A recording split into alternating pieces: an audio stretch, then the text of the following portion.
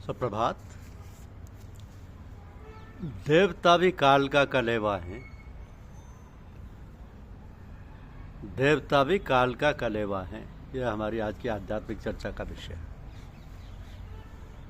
अग जग जीव नाग नर देवा, नाथ सकल जग काल कलेवा।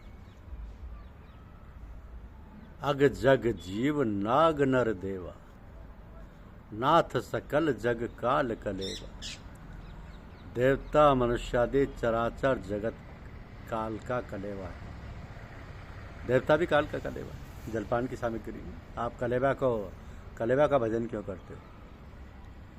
भजस न मन तहि राम कह, काल जास को दंड।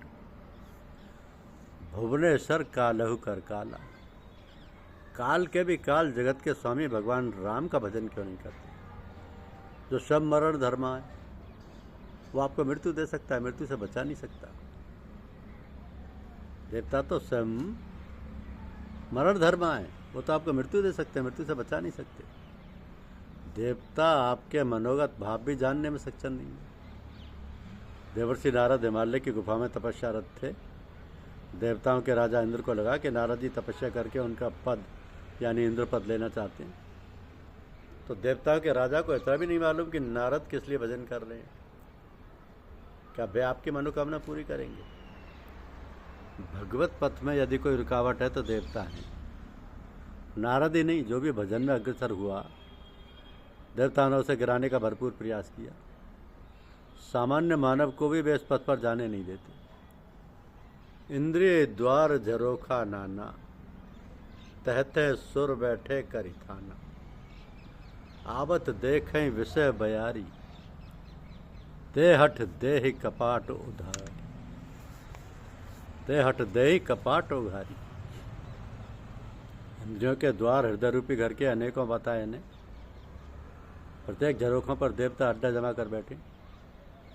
जो ही वे विषय रूपी हवा को आते देखते हैं, तो ही वे देवता हठपूर्वक किवाड़ खोल देते हैं। व्यक्ति विषय में उलझ जाता है। इंद्रियों और उनके देवताओं को ज्ञान अच्छा नहीं लगता। इन्हीं से तो उनको लड़ना है, इन्हीं से तो आपको लड़ना है। ये विकार हैं, अवरोध हैं। यदि इन्हें पूछते हैं तो आप विकार पूछ रहे हैं, अवरोध पूछ रहे हैं। अवरोधों को तो हटाना चाहिए ना। विषय करण सुर जीव समेता, सकल एक तय एक सचेता। सबकर परम प्रकाशक जोई, राम अनादि अवधिपति सोई। विषेंद्रियाँ, उनके देवता और जीवात्मा, ये सब अवरोही क्रम से एक की सहायता से एक क्रिया से होते हैं। और इन सब के ऊपर जो परम प्रकाशक है वही अनादि अवधिपति राम है। तो देवता भी जिसका प्रकाश लेकर प्रकाशित होते हैं, उस मूल परमात्मा का आप चिंतन करें। देवता त्रिकालज्ञ भी नहीं है। राम रावण युद्ध का संदर्भ है। भयंकर युद्ध चल रहा था, रावण मरने ही वाला था। देवता भी उस युद्ध को देख रहे थे। वे किसी का पक्ष नहीं ले रहे थे। वे विकल बोल ही जय जय, जय हो की ध्वनि कर रहे थे। पता नहीं कौन जीते। राम की जय ऐसा कहने में खतरा था, क्योंकि राम की विजय निश्चित प्राय हो जाने पर ही युद्ध के अंतिम दिनों में देवराज ने अपना रथ सहायता में भेजा और रावण के मरते ही सदा स्वार्थी देवता पहुंच गए। उनके पिता में तक चले आए। कहने लगे, कृत्य कृत्य विभो सब बानरे, निरंखति तवानन सादरे। दिग जीवन देव शरीर हरे, तब भक्ति बिना भव मूल परे। तब ये वानर कृत्य हैं जो आपके मुखारविंद का दर्शन कर रहे हैं। हम देवताओं के शरीर को धिक्कार है जो आपकी भक्ति के बिना भव में भूले पड़े। जो स्वयं रास्ता भूल गया है, वो आपको क्या रास्ता दिखाएगा? देवताओं ने कहा, भव प्रवाह संतत हम परे, अब प्रभु पाए शरण अनुसरे। जो स्वयं बह रहा है, क्या वह आपको पार उतारेगा? वो जानता तो खुद न पार उतर जाता। जो स्वयं भय प्रवाह से अपने को बचाने के लिए त्राई त्राई कर रहा है कि हमें पार कर दो, तो वो आपको क्या पार करेगा? वह आपके ऊपर चढ़ बैठेगा और कदाचित पार भी हो जाए। कि तो आप किस घाट लगेंगे? तो देवता भी जिनके शरण मांगते हैं, आप सीधे उन्हीं भगवान को पकड़ लें। जो देवता स्वयं अपनी विपत्ति में फंसा है वो आपकी कौन सी सहायता करेगा। गोस्वामी तुलसीदास जी ने देवताओं का समर्थन कहीं नहीं किया।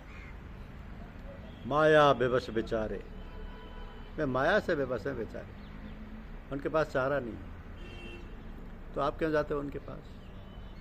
देवता आपका इष्ट नहीं, देवताओं का पराक्रम कितना है। गोस्वामी जी ने मानस स्थान में स्थान स्थान पर चिन्हित किया है कि रावण आवत सुनव सकोहा, देवन ही तकेव मोरे गिर खोहा, देवन ही तकेव मेरू गिर खोहा।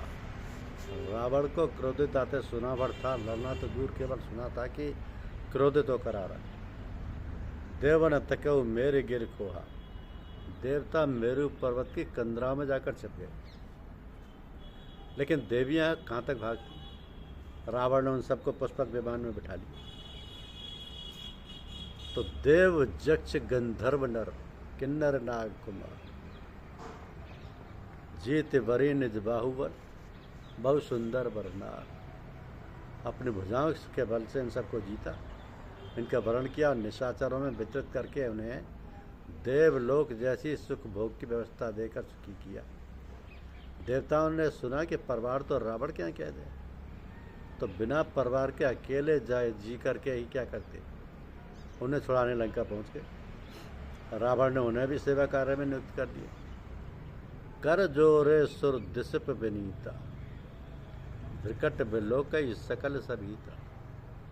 सभी हाथ जोड़कर विनीत भाव से खड़े रहते थे, भ्रुकुटी देखते रहते थे कि कहीं उठने बैठने में चूक ना हो जाए, कहीं आदेश पालन में देर ना हो जाए, कहीं रावण नाराज ना हो जाए। रवि शशि पवन वरुण धनधारी, रवि शशि पवन वरुण धनधारी, अग्निकाल जम सब अधिकारी।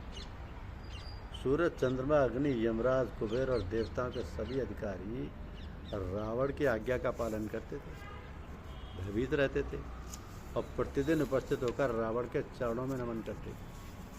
जो पहुंच नहीं पाता था वो घर से ही प्रार्थना कर लेता था कि कोई शिकायत न कर। ये तो देवताओं का अस्तित्व था, फिर भी हम पूजा करते हैं। उन प्रकरणों पर भी विचार कीजिए जिन्हें देवताओं की सहायता से या देवताओं से सहायता की याचना की गई। हम देखने का प्रयास करें कि उन्होंने कौन सी सहायता की।